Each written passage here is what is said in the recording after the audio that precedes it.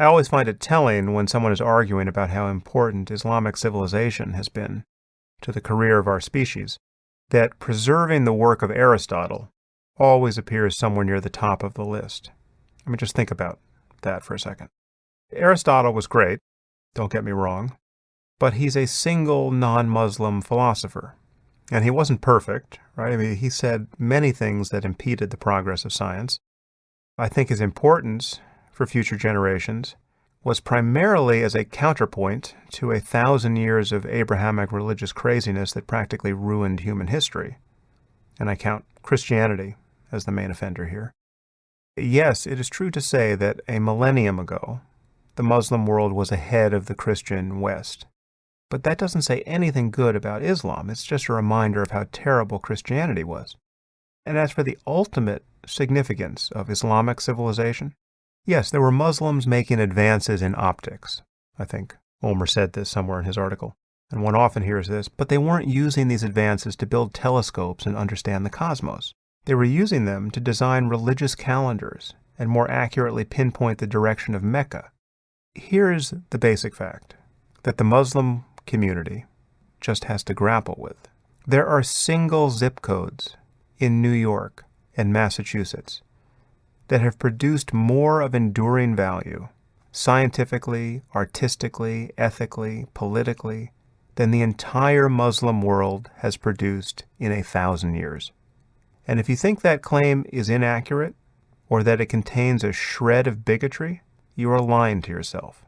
Most of you have heard me mention the UN Arab Human Development Report, which revealed that the country of Spain translates more of the world's literature and learning into Spanish each year than the entire Arab world has translated into Arabic since the 9th century. And we're talking about Spain, which is not leading the world intellectually at the moment. Arabs, are, of course, are only 5% of the world population, but they produce only 1% of the world's books, and a higher percentage of those are religious than anywhere else. Again, that's just the Arab world, but do you really think that adding Indonesia and Malaysia and Iran to the list would suddenly make Islamic culture look as creative as Western culture, or indeed as Jewish culture? Let's run these numbers. Muslims outnumber Jews by 100 to 1. We can talk in round numbers here. There are 15 million Jews and 1.5 billion Muslims. In the last 10 years, in the last 100 years, which community has produced more of lasting value to humanity? Intellectually, artistically, or in any other way? Yeah, I'm talking about scientific breakthroughs. I'm talking about new businesses and museums and films, cures for diseases, new methods of purifying water, the good stuff. The good stuff beyond beating your wife or forcing her to live in a bag, or killing victims of rape, or performing clitorectomies on girls. You know, the other good stuff. If you are a so-called moderate Muslim, or a liberal, who is even now pulling the brakes on this train as it leaves the station, please don't pretend not to know the answer to this question. And don't pretend that answering it, or indeed asking it, is an expression of bigotry. This has nothing to do with Muslims being mistreated by the West. The Jews were nearly exterminated in the middle of the 20th century. They were victims of an actual genocide, as opposed to the imaginary genocides that we often hear about from Islamist apologists, describing the treatment of the Palestinians, for instance. Who knows how many brilliant and productive people were reduced to ash by the Nazis?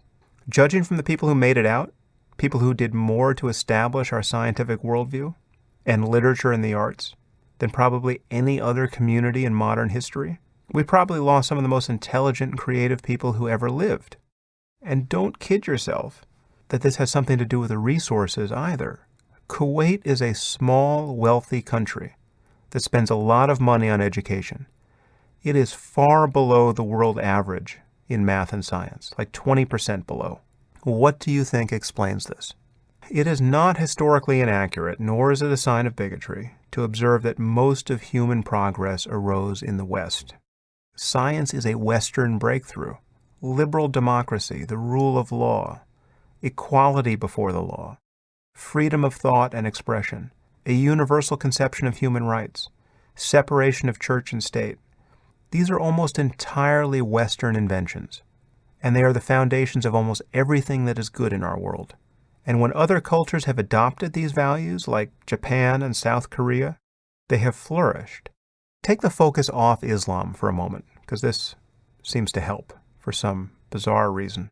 Consider India, Hindu India.